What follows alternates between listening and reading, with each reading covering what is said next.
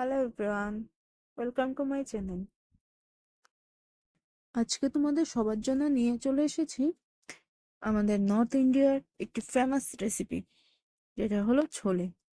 North ইন্ডিয়াতে কিন্তু ছোলে নান বা কুলচা বা পরাটা ওইগুলোর সাথে দারুণ চলে।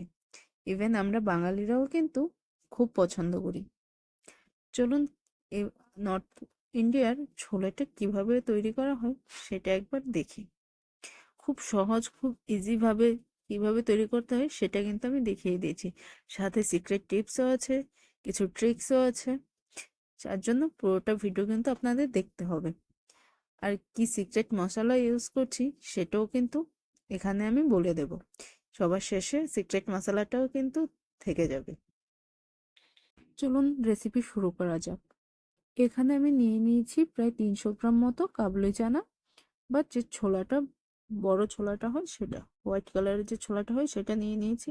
আমি ওভারনাইটের জন্য সোক করেছিলাম।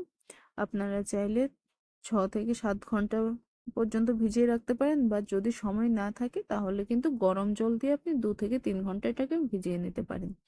যখন দেখবেন ফুলে দ্বিগুণ হয়ে গেছে তখন কিন্তু রান্নার জন্য একদম তৈরি।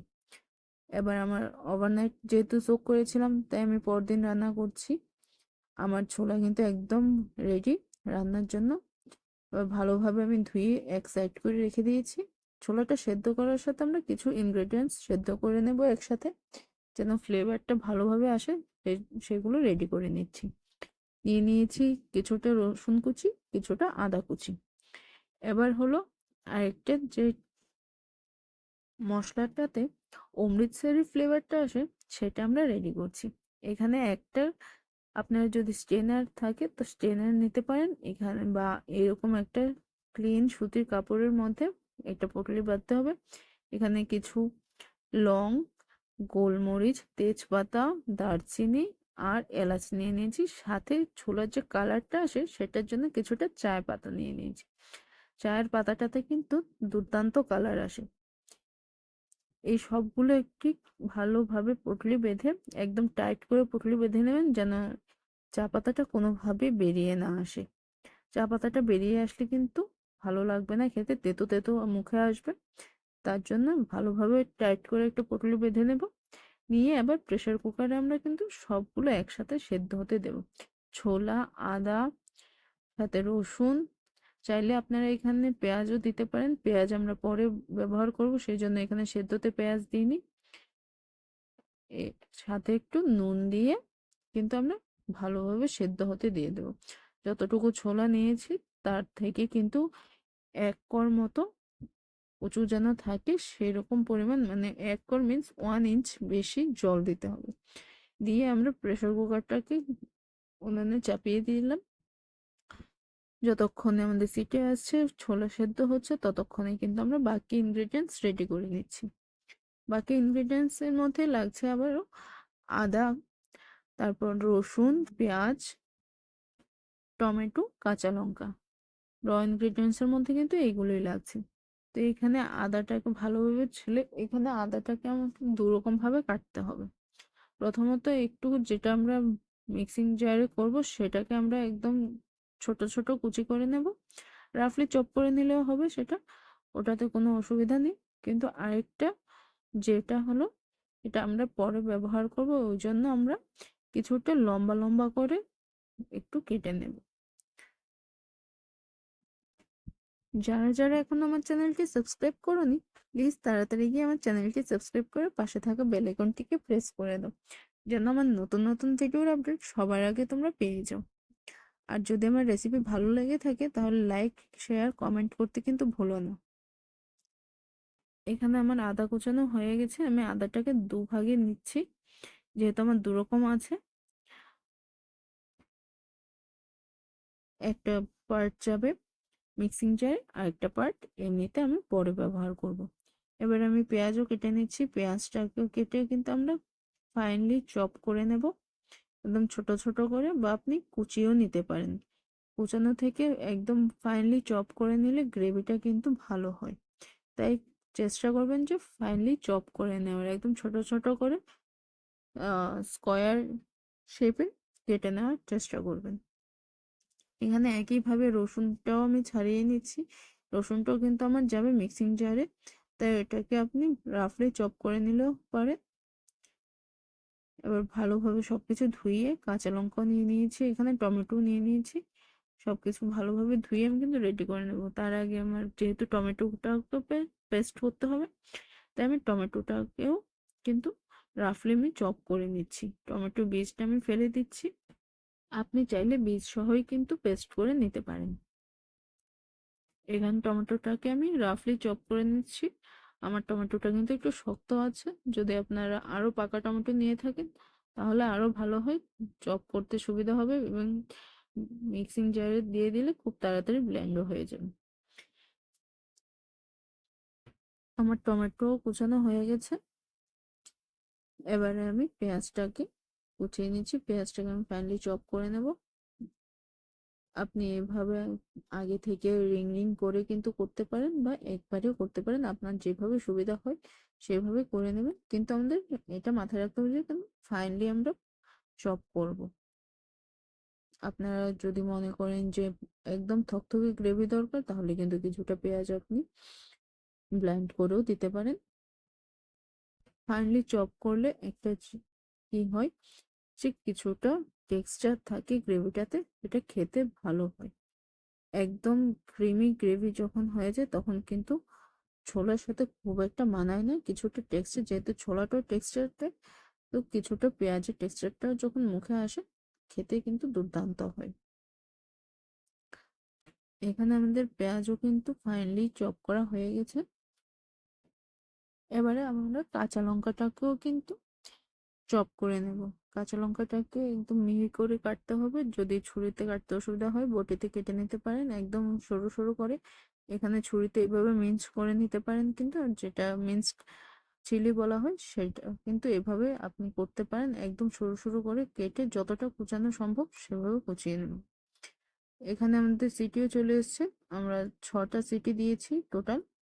একদম ভালোভাবে যদি 6 থেকে 7 ঘন্টা আপনি সোক করেন ছোলাটা, তাহলে কিন্তু 5 থেকে 6টা সিটিতেই ভালোভাবে সেদ্ধ হয়ে যায়। আর যদি আপনি কম সময় ধরে সোক করেন তাহলে কিন্তু আর একটু বেশি সিটি দিতে হয়।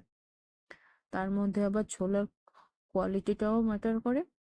আপনি কিরকম ছোলা নিয়েছেন সে কোয়ালিটির উপর কিন্তু ছোলা সেদ্ধ হওয়ার ব্যাপারটাও ম্যাটার করে।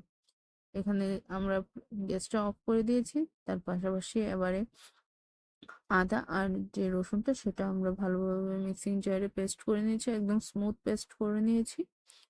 সে একই মিক্সিং জারে আমরা আবার টমেটোটা দিয়ে টমেটোটাও কিন্তু স্মুথলি একদম পেস্ট করে নেব।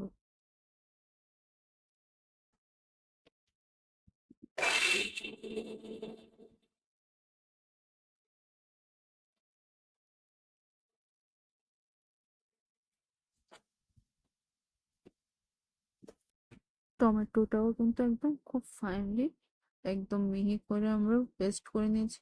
এবার সবগুলো একটা থালাতে নিয়ে এবং গ্যাসের দিকে যাওয়া যায়। এখানে দেখুন কুকারের প্রেসারটা একবারে ছেড়ে দিয়েছে। এবারে একটা চামচের সাহায্যে বা কিছু দিয়ে চিমটার সাহায্যে আপনি যে পটলটা মশলার পটলটা দিয়েছিলাম সেটাকে কিন্তু আমরা তুলে নেব।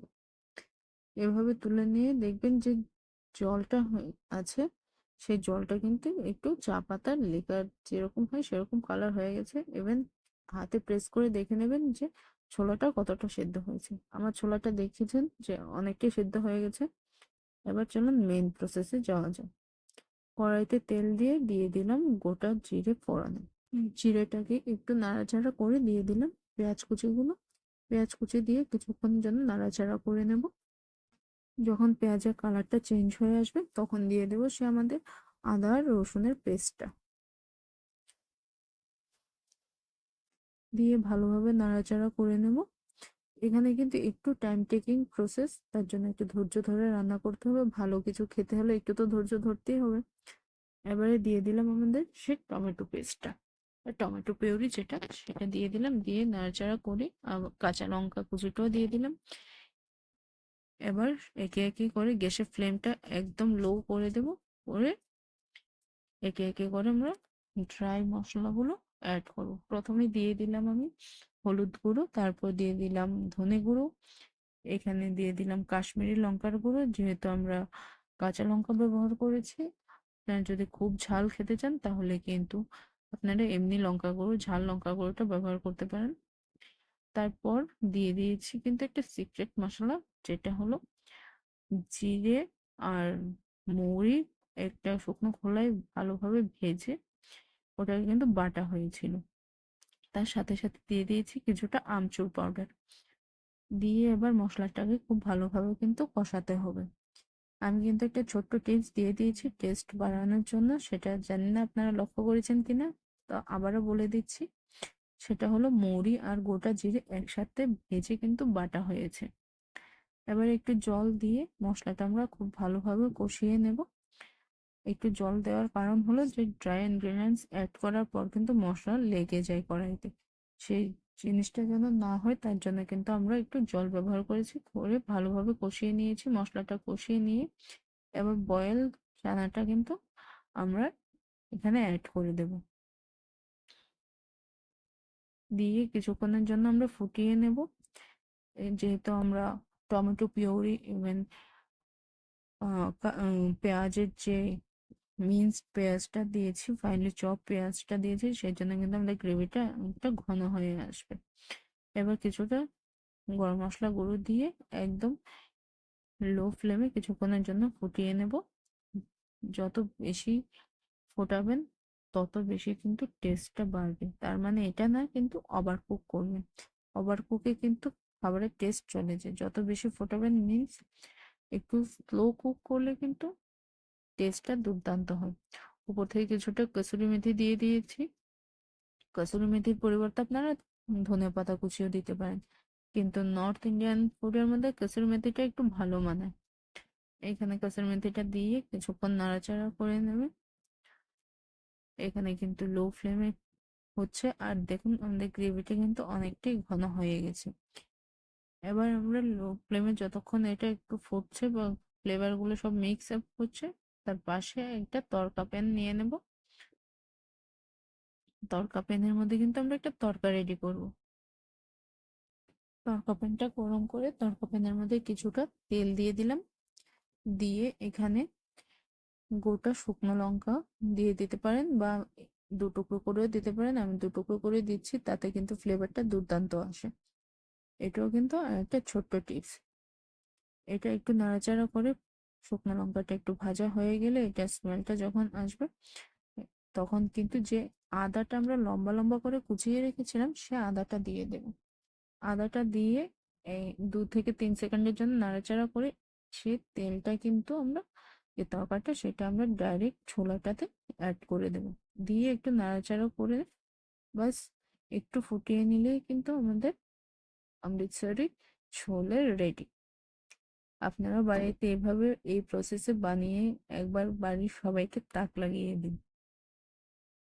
এই ছোলাটা কিন্তু রুটি, পরাটা, লুচি, নান রুটি বা নান পরাটা বা বেবি নান, যেটার সাথে আপনারা চান সেটার সাথেই কিন্তু দারুণ মানাবে। আমি এখানে বেবি নানের সাথে সার্ভ করেছি আজকে। বেবি নানের রেসিপি যদি আপনারা পছন্দ বা চান আমাকে জানাবেন, আমি খুব তাড়াতাড়ি আপনাদের সাথে সেই রেসিপিটা শেয়ার করে দেব। আর আজকের রেসিপিটা কেমন হয়েছে একবার নিজে বাড়িতে বানান আর আমাকে জানান। Thanks for watching. আর প্লিজ আমার চ্যানেলটাকে সাবস্ক্রাইব করে পাশে থাকুন।